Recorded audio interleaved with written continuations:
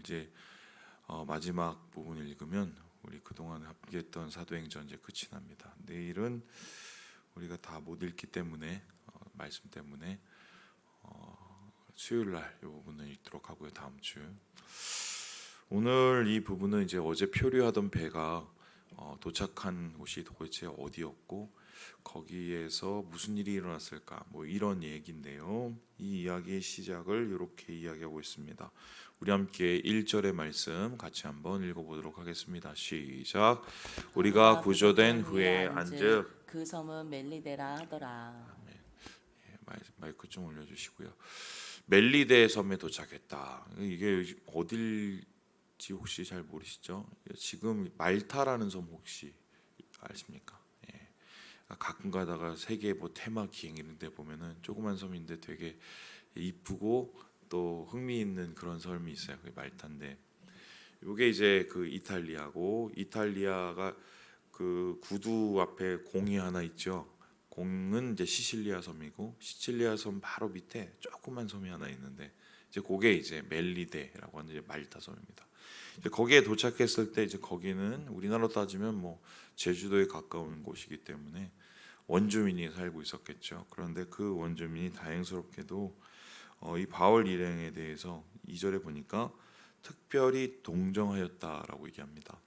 그러니까 이것도 이 사람들의 원래의 그러한 마음이 그런 것인지 하나님께서 또한 인도해 주셔서 이 마음을 열어주신 것인지는 잘 모르겠지만 이 표류에서 5월 때 없었던 276명의 사람들이 이 멜리데 섬의 주민들에 의해서 환대를 받는 그래서 위로를 받게 되는 뭐 이 장면을 우리가 보게 되죠. 참 따뜻한 장면이죠.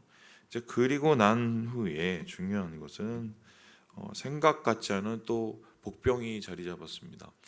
지금 이렇게 표류해서 돌아다녀서 참 죽기 살기로 여기까지 온 것도 힘들어 죽겠는데 그러면 이제 좀 덜 힘들어야 되는데 하필이면 그때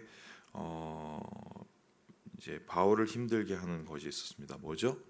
뱀이 이제 바울의 손을 이렇게 왁 하고 물게 됩니다. 제가 이제 여기에 사는 뱀이 뭔지를 봤더니 독사예요, 독사. 딱 나오더라고요.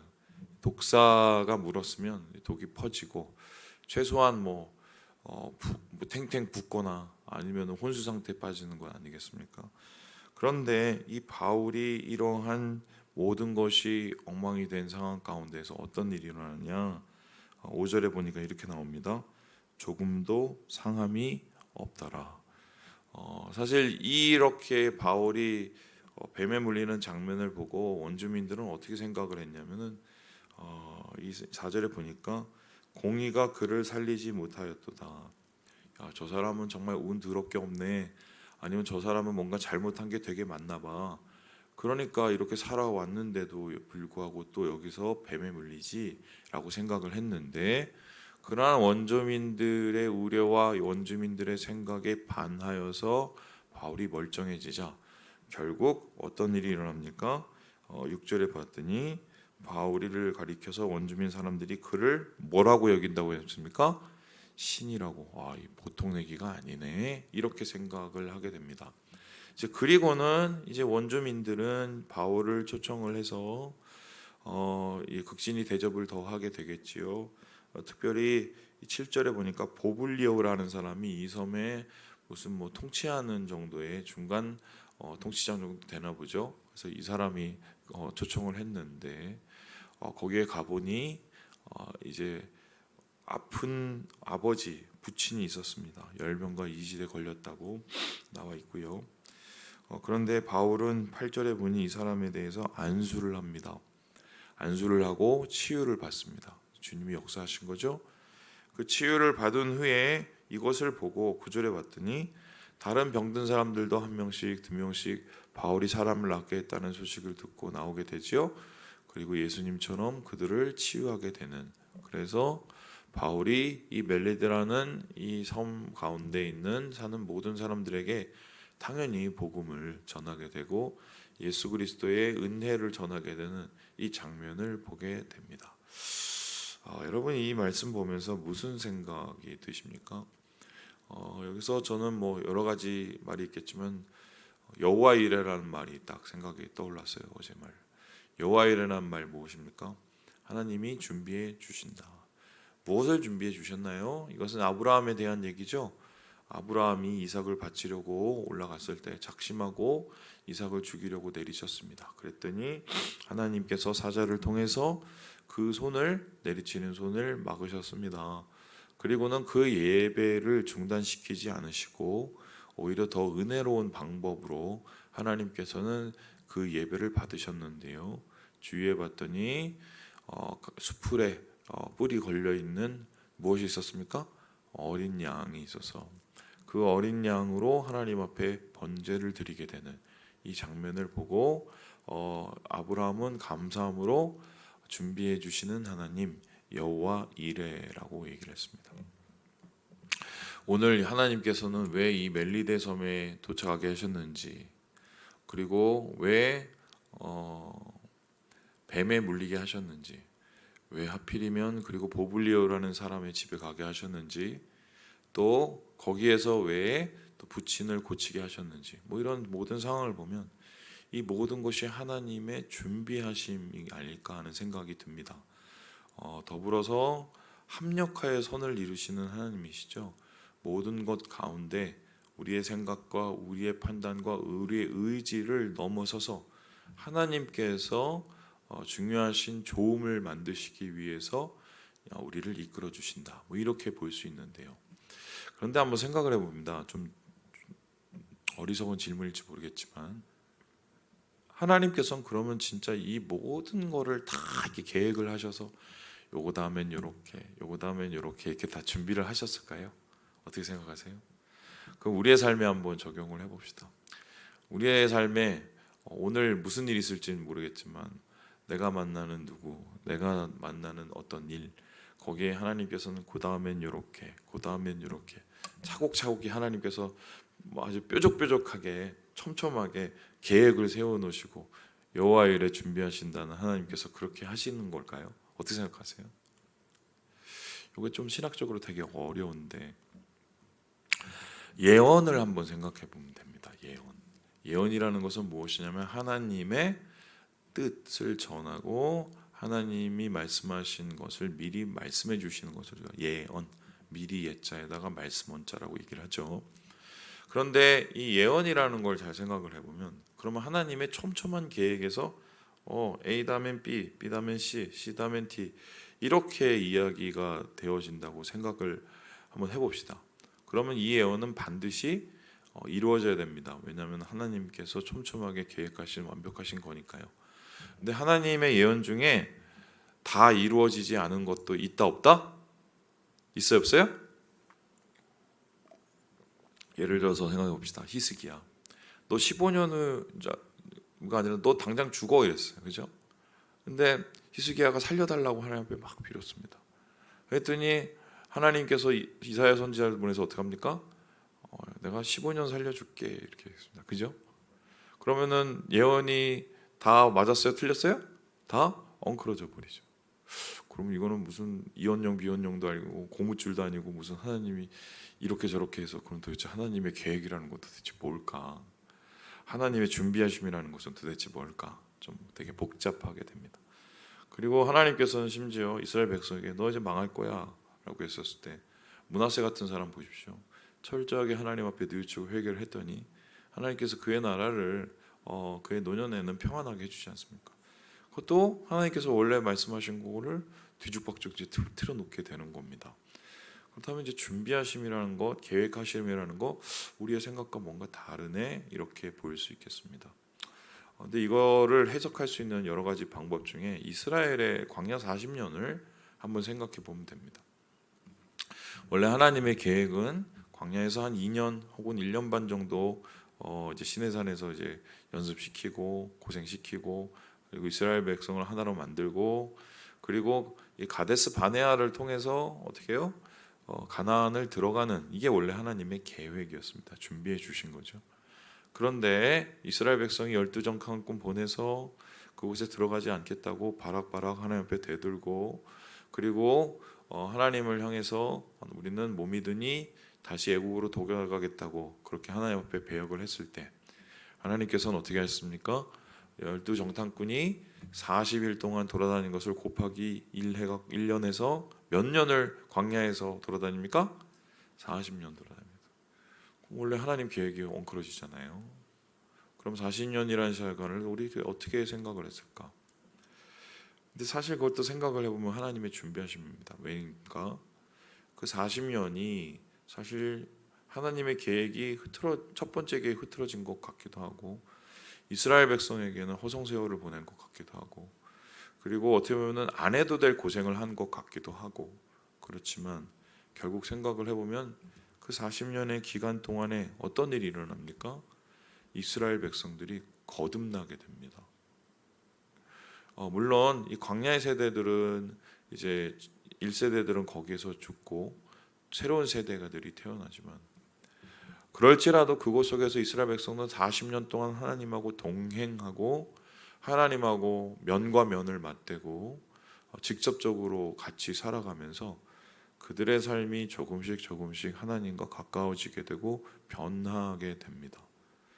그러면은 이거는 이런 건데 원래 계획했던 하나님의 반은 이루어지지 못했을지라도 하나님의 의지, 하나님의 원래의 뜻, 또 하나님이 가지고 있는 원래의 마음은 변하지가 않은 겁니다.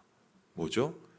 이스라엘 백성을 하나님의 백성이 되게 해서 하나님이 가나안으로 그들을 인도해내서 그들 가운데 하나님의 나라를 세우는 거예요. 그 계획은 그 준비하심은 동일합니다. 단지 그 방법이 조금 바뀌었을 뿐입니다. 정확히 표현하면 그 방법도 하나님에 의해서 바뀐 게 아니라 누구 때문에 40년으로 늘어난 겁니까? 이스라엘 백성이 그 짓을 해서 40년이 늘어나요.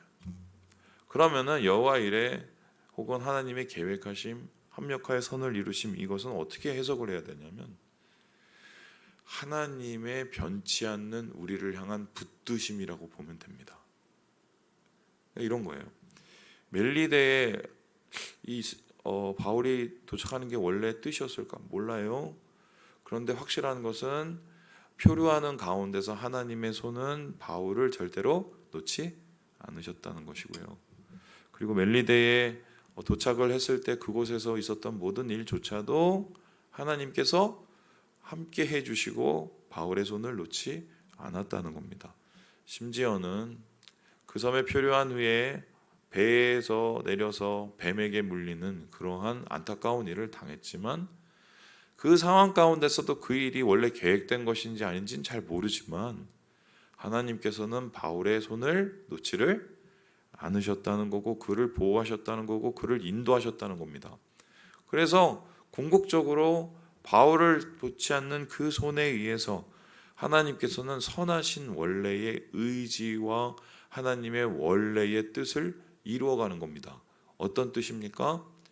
바울을 이방인의 사도로 세워서 이방 사람들에게 예수 그리스도를 전하게 하는 뜻, 그리고 바울을 통해서 로마로 인도하여 내어서 로마 선교와 로마를 하나님의 나라로 바꾸는 그 뜻을 하나님께서는 변화하지 않고 그대로 가지고 이루어 가시는 거죠.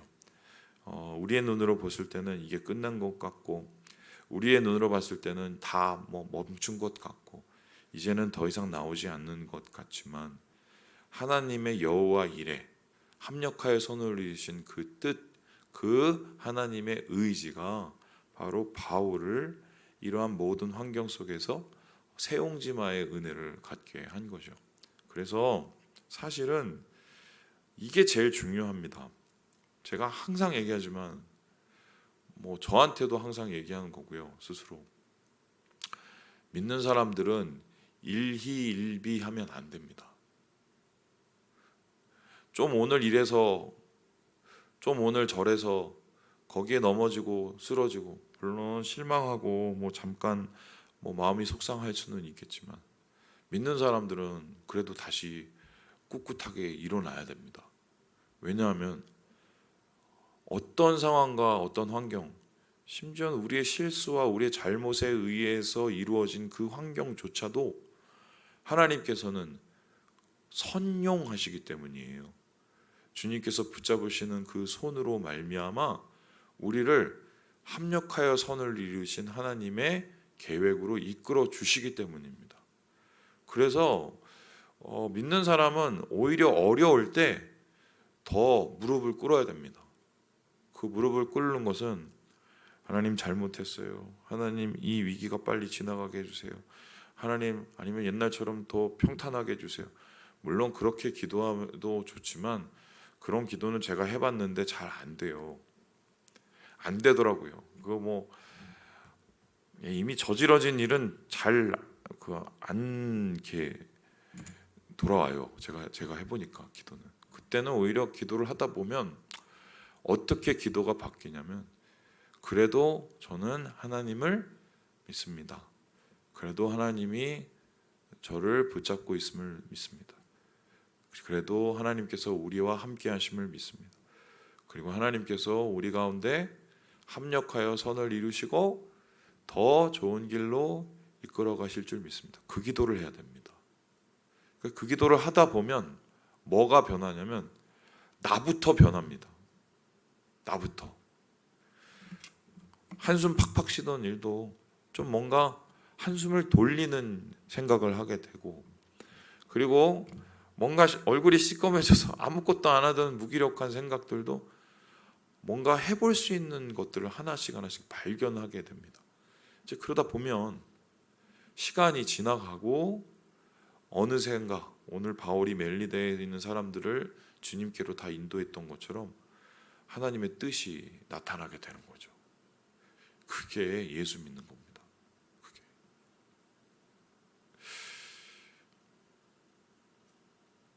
저도 이제 목사님 왜 이렇게 인상을 쓰고 다니세요? 뭐 이렇게 그런 말을 가끔씩 듣는데 노안이 와서 근데 막 이렇게 저도 모르게 그럴 때가 있어요. 막 이렇게 뭐 이렇게 골똘히 걱정하다 보면 이렇게 인상을 쓰고 있더라고요. 저도 안 그랬으면 좋겠어요. 좀 예수 믿는 사람 표정은 좀 물론 우리가 억지로 그럴 필요는 없겠지만 우리가 기도하고 하나님 앞에 좀 나갈 때 좀 소망이 있어야 되지 않겠어요? 얼굴에 좀 생기가 있고 뭐 그게 뭐 세상에는 몇 백만 원짜리 화장품도 있다고 그러는데 뭐 그거 떡지덕지 바른다고 무슨 프락셀 무슨 레이저로 받는다고 우리 뭐 주름이 얼만큼 사라지고 그럴지 모르겠지만 소망의 표정을 만들 수는 없을걸요. 그 화장품은 예수 믿는 사람들이 가지는 예수의 능력이기 때문에 여호와 이레기 때문에 그렇습니다. 말씀을 마치겠습니다. 우리 사랑하는 여러분, 너무 인상 쓰고 다니지 마세요. 신권사님 오늘 마침 오셨어. 그냥 그런 거예요. 죄송해요. 웃으세요. 웃고 다니세요. 여호와 이레입니다. 여호와 이레 하나님과 함께 오늘 하루를 소망 가운데 나아가시는 우리 모든 형제 자매들 되시길 주님의 이름으로 축원합니다.